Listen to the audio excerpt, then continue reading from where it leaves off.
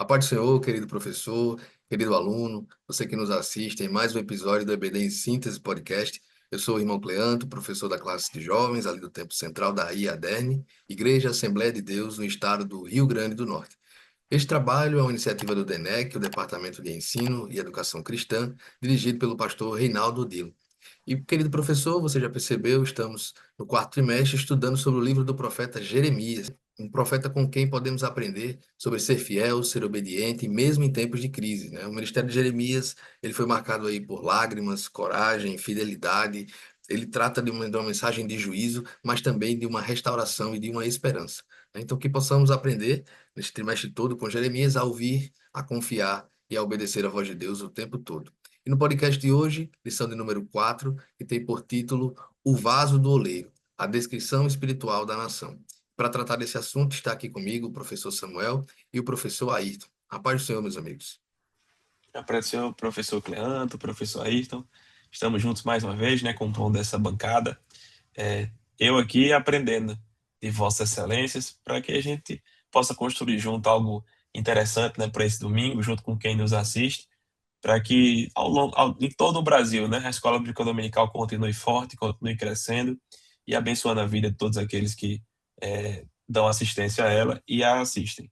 Amém, professor Cleanto, professor Samuel. É um prazer imenso estar aqui com vocês em mais um episódio do EBD em Síntese Podcast, onde poderemos falar a respeito da lição de número 4. Já estamos no último trimestre do ano, né? Já se encaminhando aí para o finalzinho do ano, um ano que passou velozmente. Nós estamos aqui para aprendermos e falar um pouco mais, para ajudar, auxiliar o professor, o aluno, na condução dessa aula do próximo domingo. Amém. Nesta lição, então, professor, você tem os três seguintes objetivos: compreender a parábola da casa do oleiro, destacar a soberania de Deus e mostrar que a mensagem de Jeremias era de advertência, esperança e amor. O texto bíblico da lição é um pouco extenso, não vamos ler aqui por uma questão de tempo mesmo, mas se encontra no livro do profeta Jeremias, capítulo 18, versículos 1 ao 15. Então, o tópico 1 da lição de hoje tem por título A Parábola da Casa do Oleiro. Eu acho importante, professor, você ensinar definindo o que é uma parábola. E para isso eu trouxe aqui uma definição do pastor Claudionor de Andrade, no seu dicionário teológico, que diz assim: parábola é a comparação, a alegoria, narração que toma como base um fato para servir de comparação a um ensino moral ou religioso. Nós podemos lembrar que o próprio Cristo utilizou-se de muitas parábolas para ensinar verdades ali aos seus discípulos, né?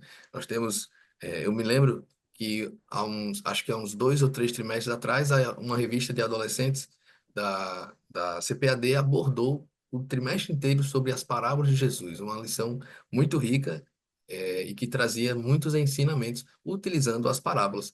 E hoje nós estamos estudando o capítulo 18 de Jeremias, que traz uma parábola, e uma parábola muito conhecida e muito rica, né, que é a parábola do oleiro e do vaso, né? E o texto, ele inicia com uma ordem do Senhor mandando Jeremias ir à casa do oleiro. E sem hesitar, Jeremias vai até lá.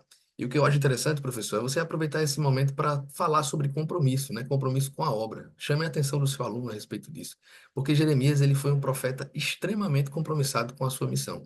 Mesmo diante aí das diversas adversidades que ele sofreu, né, durante seu ministério, mesmo assim ele nunca recuou. Ele foi preso, foi lançado na cisterna, ele foi rejeitado pela família, rejeitado pelo povo, mas nada disso o impediu de cumprir a missão que o Senhor tinha dado a ele, né?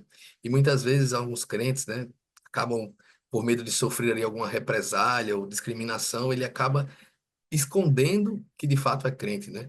Esconde o fato de servir a Deus. E imagine se eles tivessem que pregar uma mensagem tão dura quanto a de Jeremias, apontando ali os pecados do povo e sendo rejeitado por todos eles, né? Então Jeremias, ele é esse grande exemplo de alguém compromissado com a obra de Deus.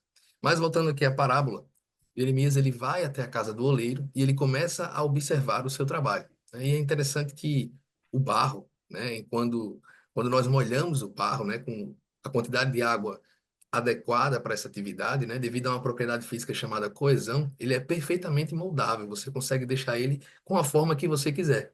E após moldado, ele permanece naquela forma até secar e posteriormente ser queimado e você construir aquela peça que você deseja.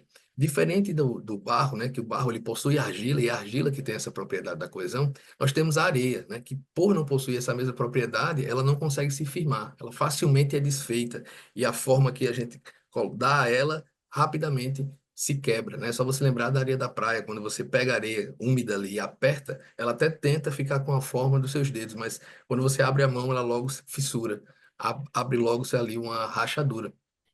E o oleiro, quando ele molda as suas peças de barro, né? Se ele encontra uma pedra ou alguma imperfeição, ou de repente um barro que não foi umidificado com a mesma quantidade do todo, né? Do todo da massa, ele percebe a imperfeição e ele aí acaba vendo que aquilo vai atrapalhar a conformação da peça. Então, ou ele destrói aquela peça e a refaz, ou ele simplesmente repara, né? Começa a utilizar das suas mãos para dar forma e resolver aquele problema, porque o barro ele é moldável tanto quanto o oleiro queira, né? E com a mesma facilidade que ele constrói aquela peça, ele também pode destruí-la. Ele tem total controle sobre o artefato que ele está construindo. E o trabalho do oleiro, né, com a cerâmica era muito comum no Oriente Médio. Então, toda a Judá entenderia facilmente através daquela parábola a mensagem que Deus estava passando para o povo. Então, o oleiro, ele tinha essa liberdade, né? Enquanto senhor daquela peça, podemos dizer assim, né? Ele podia consertar o defeito ou destruí-lo totalmente. Então, o controle estava nas suas mãos. E assim é o nosso Deus em relação a nós, né? Muitas vezes nós precisamos que a mão dele vá nos guiando ali, nos ajustando, nos consertando, para que continuemos ali no centro da vontade dele, mas às vezes é necessário que ele tome uma medida mais drástica, que ele nos quebre realmente, para que possamos ser construídos de novo.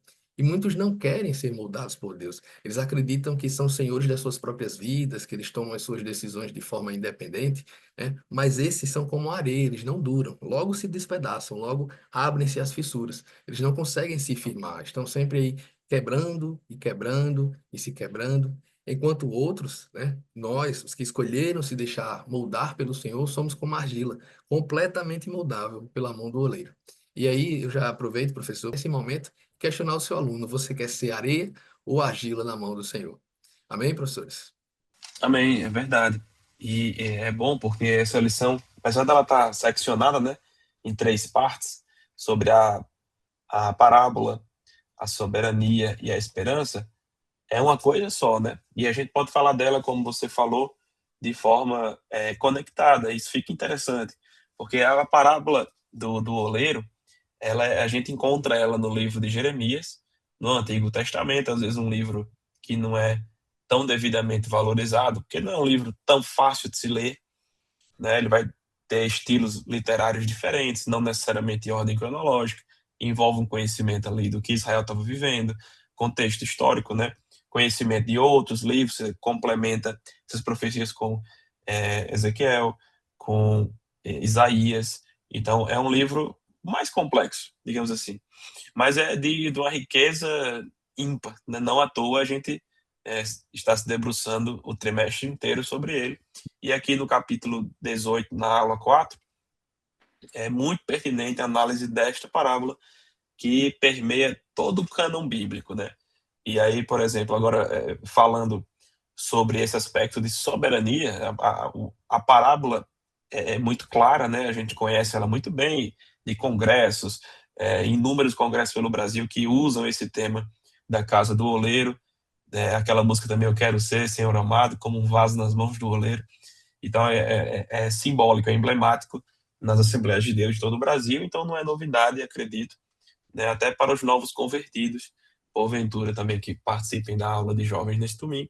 É um tema que não é estranho, essa parábola, a ideia daquela visão que Jeremias tem quando vê sobre a atuação do Espírito Santo de Deus a casa do oleiro, né? Aquele barro sendo refeito, como o Cleanto falou muito bem sobre essa questão característica dessa argila para que ela possa ser moldada e tudo mais. E eu quero pegar esse gancho para, por exemplo, agora fazer um rasante em duas passagens bíblicas que Paulo faz, capítulo 9 de Romanos, versículo 20 e 21, e o versículo 20 e 21, só que de 2 Timóteo 2. E em Romanos 9 ele vai dizer, olha, mas, ó homem, quem és tu que a Deus replicas? Porventura, a coisa formada dirá ao que a formou, por que me fizeste assim? Né? A criatura questionando ao Criador. Ou não tem o oleiro poder sobre o barro, para da mesma massa fazer um vaso para a honra e outro para a desonra? Então a gente vê aqui esse aspecto que Paulo evidencia da soberania de Deus sobre a sua criação. E ele vai usar a parábola da casa do oleiro. Ele vai dizer: olha, Deus é soberano o suficiente para fazer o vaso que ele quiser, para honra, para desonra. Ele é dono da olaria, ele é o oleiro, é dono do barro. E só tem olaria porque ele quis, nem precisava ter, mas ele quis. Então é assim. E aí, agora saindo, né, dessa carta emblemática que é de Romanos, indo para de 2 Timóteo, já no final da vida de Paulo, ele vai fazer orientações àquele jovem pastor, e ele vai dizer assim no versículo 20 e 21 do capítulo 2: ora, numa grande casa não há somente, Timóteo, né, vasos de ouro ou de prata, mas também de pau e de barro, uns para honra, outros, porém, para desonra. De sorte que, se alguém se purificar destas coisas, será vaso para a honra, santificado e idôneo para o uso do Senhor e preparado para toda boa obra. Ou seja, aqui ele já está falando do compromisso humano, da resposta humana aos desígnios do Senhor. Ao mesmo tempo que a gente serve a um Deus que é o oleiro, que é soberano, que é dono do barro, da olaria, de tudo, e faz como quer, ele é esse mesmo Deus que tem compaixão, é amoroso, bondoso e que se compadece, né, em última análise, e diz: olha, se alguém se purificar, será vaso para honra. Vou fazer um vaso novo, vou fazer um vaso útil. Basta que esse barro se prontifique a se purificar destas coisas. Basta que ele se santifique para o uso do Senhor. Então, vou preparar ele para toda boa obra. E essa é uma chave que a gente precisa, na minha visão, passar para a juventude na aula deste domingo, porque ela vai trazer a aplicação prática da parábola da casa do oleiro. A gente vai falar sobre soberania e, e compromisso humano, né, responsabilidade humana, que uma coisa não exclui a outra. Deus, mesmo soberanamente, exige de nós uma atitude, uma ação. Ele deixa esse campo de atuação para o homem, e isso é muito claro na parábola, na aplicação da parábola da casa do oleiro, quando o vaso que se permite ser moldado novamente, que se permite passar pelo processo de remolde, né? De ser quebrado e feito novamente. Que isso já passa, e aí vou conduzindo para as minhas considerações finais, sobre o aspecto da esperança dessa parábola, certo? Que traz esse aspecto profético para Israel, que Israel passaria pelo juízo das mãos do oleiro, mas que seria feito um vaso novo. E assim, a mensagem que tem que ficar é uma mensagem de fé, né? Que a gente tem a oportunidade neste domingo explorar mais uma vez. Então, de forma bem feita, uma amálgama aqui de tudo, seria isso: a aplicação da parábola, que é muito clara dentro ali da narrativa bíblica e da prática cristã no dia a dia, mas eu daria esse enfoque nesses dois conjuntos de versículos de Paulo, que vai fazer esse link com todo o paralelo bíblico a respeito dela, né? E sobre esse aspecto profético para Israel, mas focado na esperança, né, que a gente tem que ter, que essa parábola permanece viva e aplicável. E se a gente se permitir, Deus nos fará um vaso novo. E aí eu sei que Ayrton é um grande professor, um grande pedagogo hoje em Fortaleza, né, irmão Ayrton? E eu sei que ele tem boas ideias sempre, e até gostaria de, se permitir, passar a palavra para Ayrton. Tenho certeza que ele tem realmente algum insight valioso para complementar tudo que já foi dito e também trazer para a gente alguma oportunidade pedagógica aqui para explorar nesse domingo. Amém, verdade, professor Samuel. Eu também preparei aqui uma dinâmica fácil, né, só para sugerir aos nossos professores a respeito da próxima aula. A gente está falando na ideia do vaso, de formar o vaso, de deformar o vaso, de fazer de novo. E o professor pode utilizar, né, a massa de modelar. Sei que a classe é de jovens, né, um pouco mais adultos, mas apenas para dinamizar a aula e entender a facilidade que se há de se moldar um vaso, né, ou se moldar uma casa, enfim, fazer desenho com a massa de modelar e ir colocando dificuldades naquele desenho. Por exemplo, você pode usar o palito de dente, você pode usar o fósforo para representar um vaso furado, uma arte furada, rachada, e depois ir colocando areia para mostrar a dificuldade de quanto a superfície daquela arte, daquela massa fica porosa, fica rugosa e atrapalha, né, todo o vaso. E mesmo assim, é como que Deus pudesse fazer com o povo de Israel. Era como Deus estivesse dizendo a Jeremias: olha, eu tenho todo o poder, Jeremias, para fazer da forma como eu quiser, porque eu sou o oleiro, né? E Deus ele se apresenta como o Todo-Poderoso. E essa dinâmica você pode apresentar ao seu aluno na próxima aula, no domingo.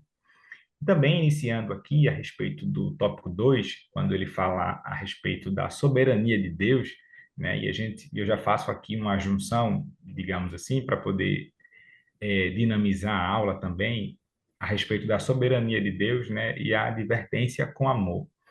A soberania de Deus apresentada aqui através de Jeremias, né? E eu trago aqui uma referência bíblica para poder ilustrar isso, é a respeito da vida de Jó, né? Popularmente conhecido ao longo da Bíblia Sagrada, e aonde também nós podemos perceber diretamente a ação de Deus como um Deus soberano, como Deus todo-poderoso, né, na vida de Jó, através de reconhecer o seu poderio, né, a sua soberania na vida dele.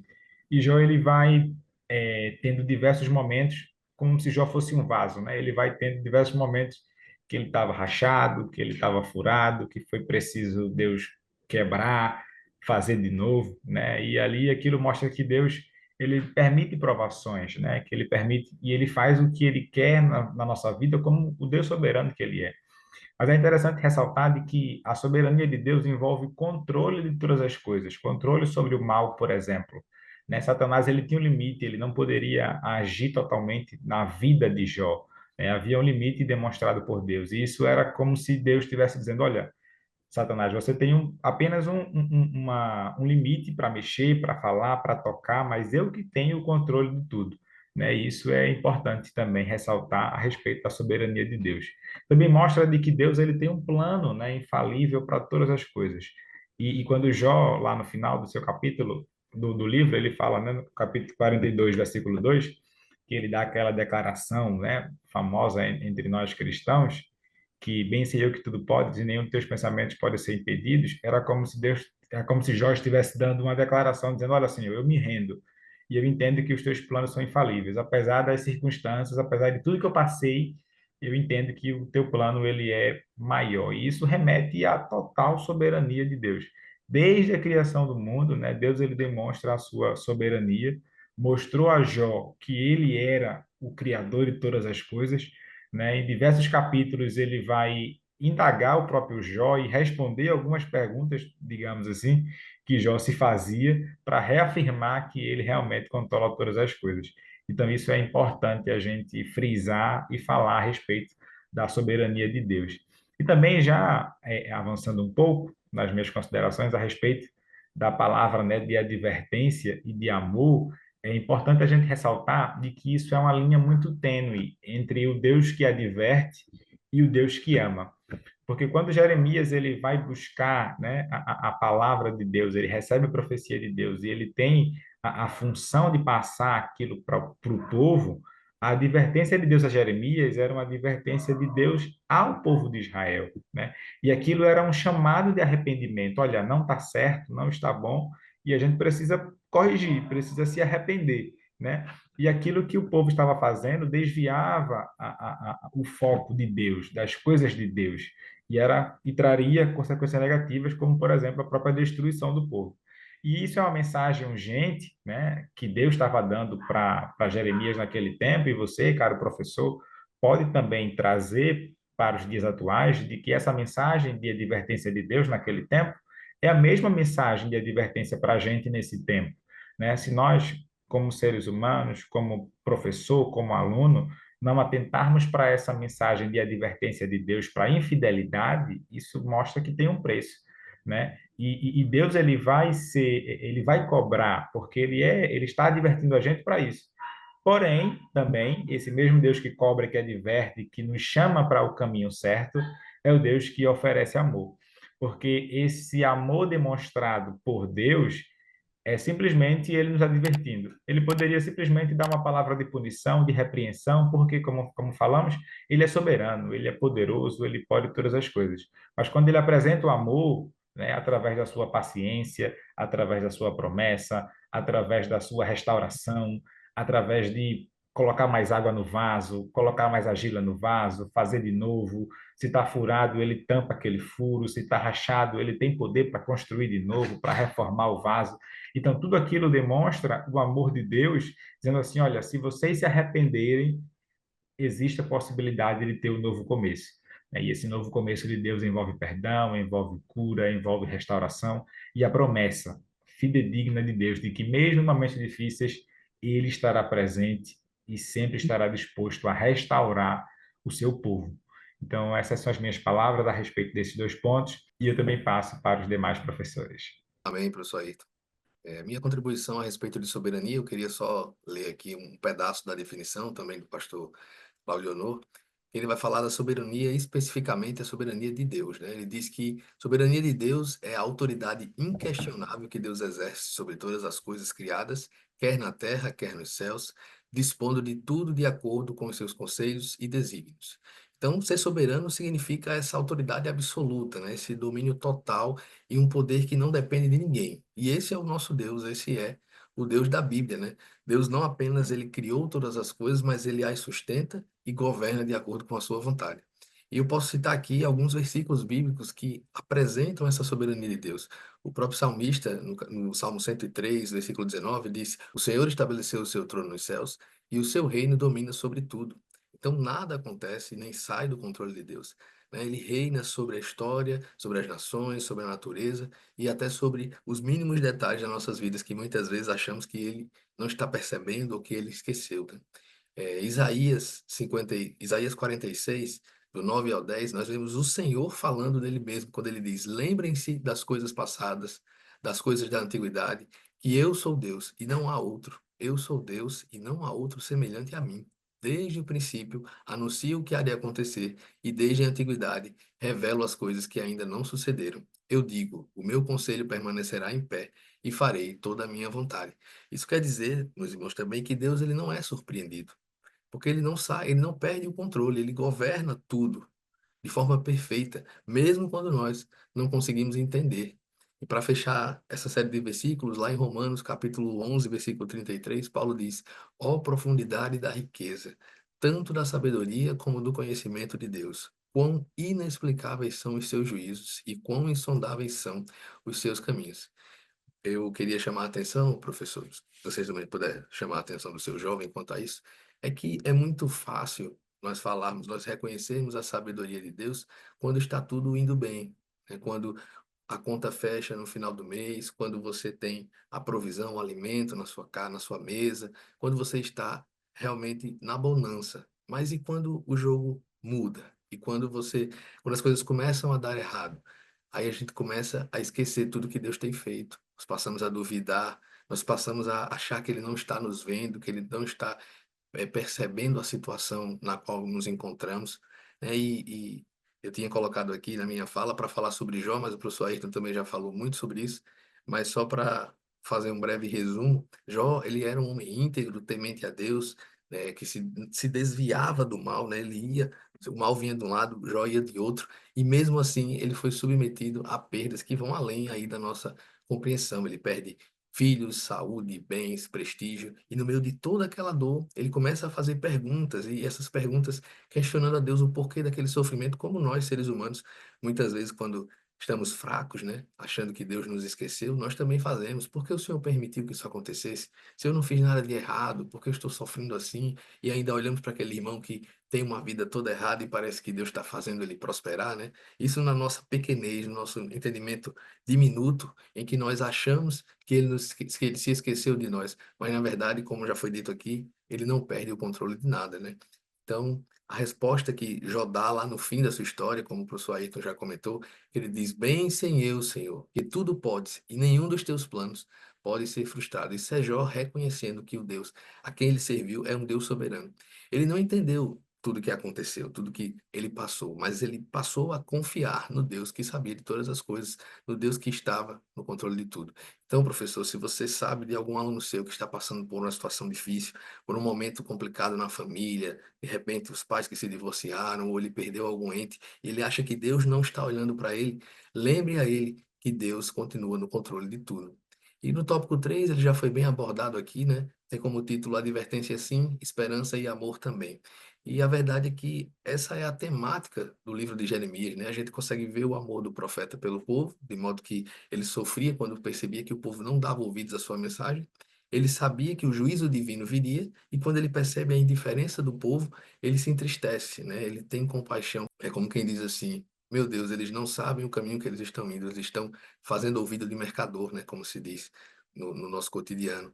A advertência e esperança, a gente vê a advertência a respeito de Judá, do rumo que Judá estava tomando em virtude dos seus pecados, e a esperança do profeta de que o povo se arrependesse, né? Isso é uma prova de amor de Deus, assim como o professor Ayrton também falou. Ele sabia que Deus iria exercer o juízo sobre o povo, então, porque ele é justo, né? Deus é justo, ele não pode negar a si mesmo. Mas mesmo assim, Jeremias, ele pregava, ele profetizava ao povo na esperança de que eles se arrependessem. E essa é a mensagem de toda a Bíblia, né? A gente consegue ver isso do Antigo ao Novo Testamento. É Deus convocando o seu povo ao arrependimento, para que eles não sejam alvos do juízo divino. Então, o interesse de Deus desde o começo não era destruir o povo, mas restaurá-lo. Então, querido professor, eu desejo que sua aula seja uma bênção. Se Deus nos permitir, estaremos juntos no próximo episódio do EBD em Síntese Podcast. Eu agradeço a liderança do DENEC, ao pastor Martim, pela confiança, e deixo aqui as palavras, considerações finais para os nossos amigos, professor Ayrton e professor Samuel. Amém, professor Cleandro. Gostaria só de deixar 2 versículos no Salmo número 37, versículo 23 e 24.